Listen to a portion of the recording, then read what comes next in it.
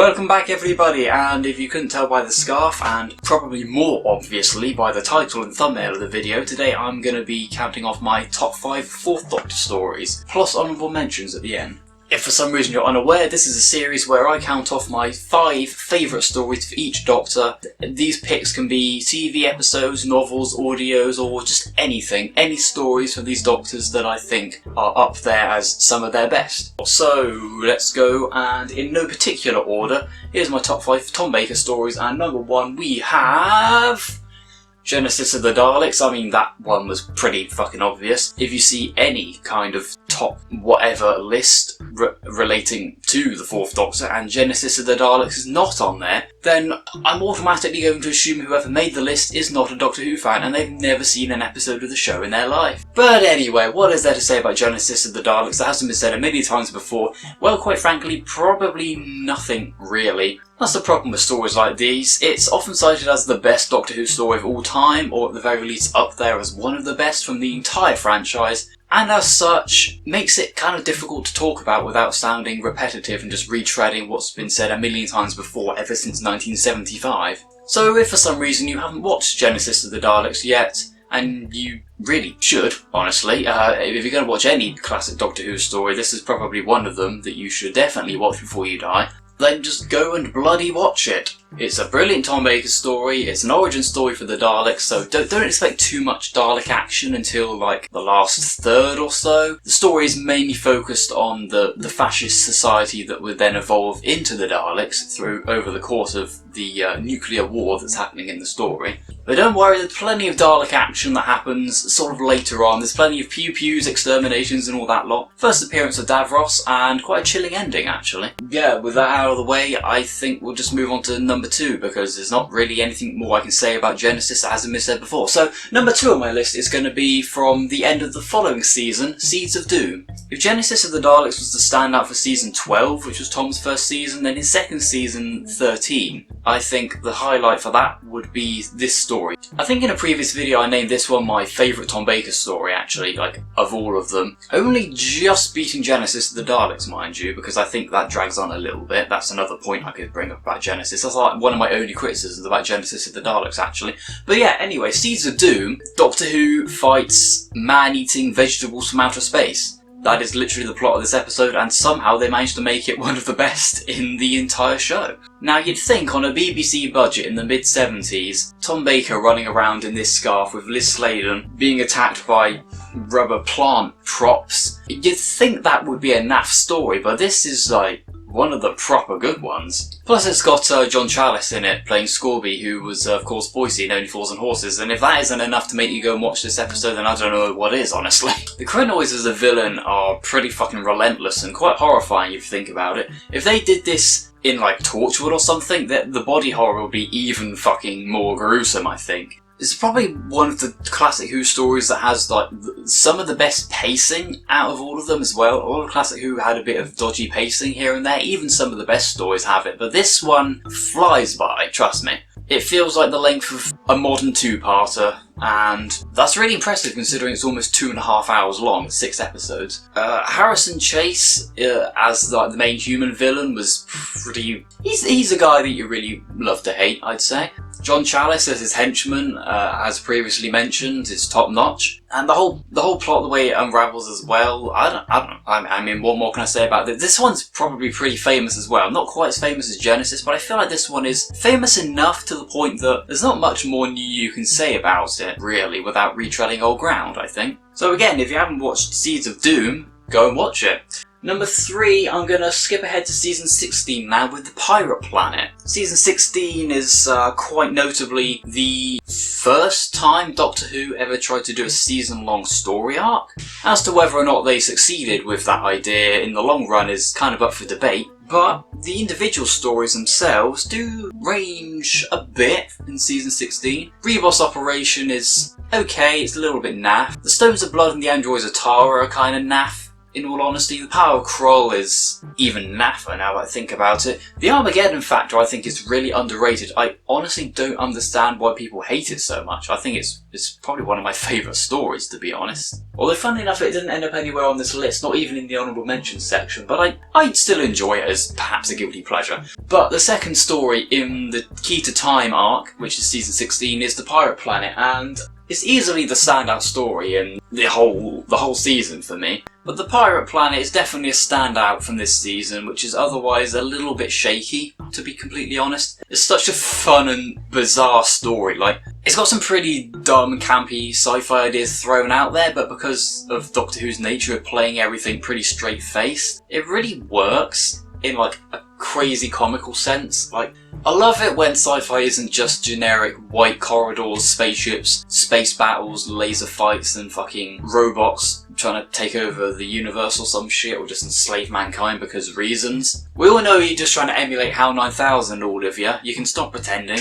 But as is the case with The Pirate Planet, I love it when sci-fi shows or films just take some more less explored, more unusual, unconventional concepts and throw them in with some sci-fi stuff and just gets on with it in a really fun way. A few spoilers for the story if you haven't seen it, but essentially the plot is this tyrant queen who ruled over this planet in a really horrible way, got dethroned and is almost like close to dying. She's managed to shield herself in this time sloam device to essentially make her live almost forever. But the energy required is pretty astronomical, so she teams up with this cyborg pirate captain who she saved, and essentially they've been running this big operation where they hollowed out their own planet and they teleport it around other smaller planets and crush those planets down and harvest all the energy and minerals and everything and use it to fuel Queen Xanxia's life support machine, and also destroy billions upon billions of lives on each of these planets in the process, which is pretty fucking horrific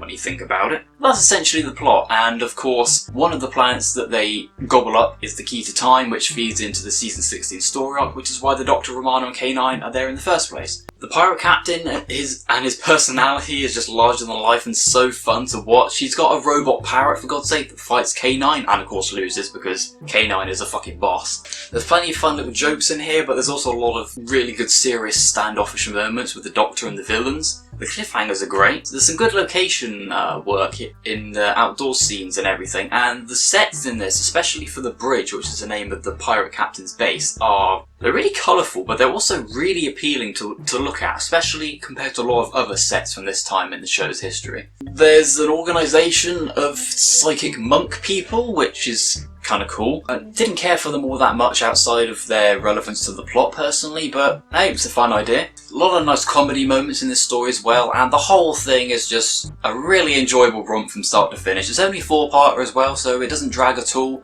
Like, every moment in this is brilliant, never a dull moment, fantastic.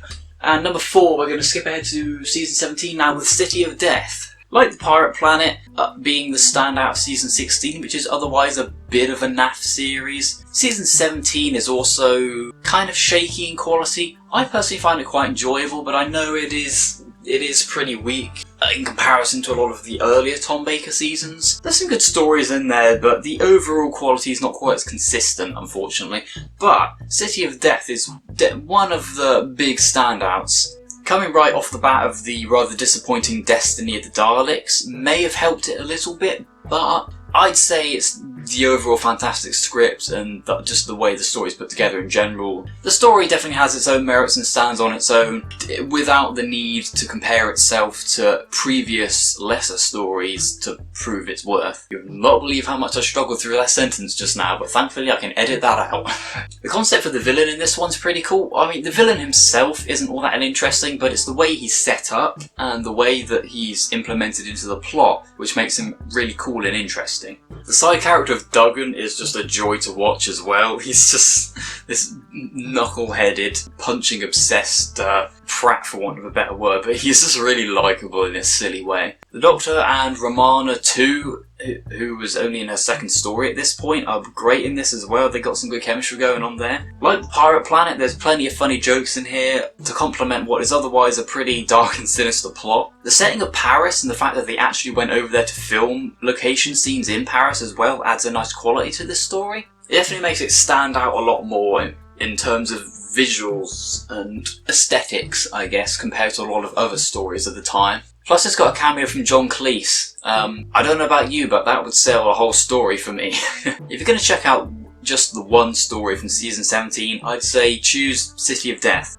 Also maybe check out Sharda if you want to pick up the 2017 release with the animated missing scenes as well. That's worth a pick up. City of Death and Sharda are probably the two stories in season 17 that are definitely worth your time, I'd say. But anyway, on to the final Tom Baker story that's in my top 5 before we get into honourable mentions, and it's going to be from about the middle of season 18, and it's going to be Warrior's Gate.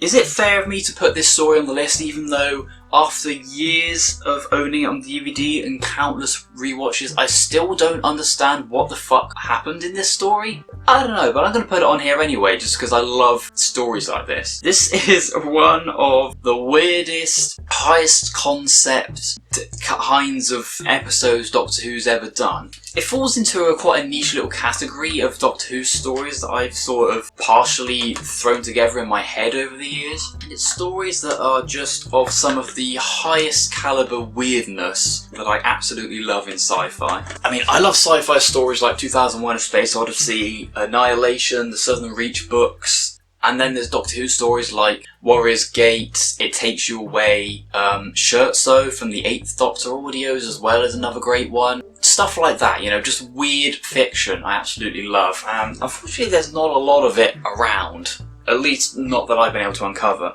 And yeah, it's things like this that I sort of lump into this category, you know? Things that are just so weird and full of bizarre sci-fi concepts, and there's even some philosophical stuff in this one as well that I'm just too dumb to really get my head around personally, but I appreciate that it's in there because I think it does give this story a nice feel and a more mature quality to it. I think the tone and atmosphere is also what really bolsters this one up as well. It's funny how this story was... I think the story was hit with budget problems. That might be the reason, but I'm not entirely sure. But the fact that this story is like 80% filmed on an empty green screen studio and there's nothing but this white void with like just the TARDIS, the Slaver spaceship and the gateway entrance, nothing else is in it. You'd think that would be a pretty shit setup for a story setting, but they somehow managed to make it with the addition of the extra sets for the inside of the spaceship, inside the gateway, and then the stuff in the past as well, with like the black and white still photos and all of that stuff. They somehow managed to make this one of the most engaging and thought-provoking Doctor Who stories ever made, at least in the classic era. This is one that I can see myself going back to for years, possibly even decades to come, and still not really knowing what on earth happened. It's a really bizarre timey-wimey story and I still don't understand the plot fully, to be completely honest, but I'm okay with that.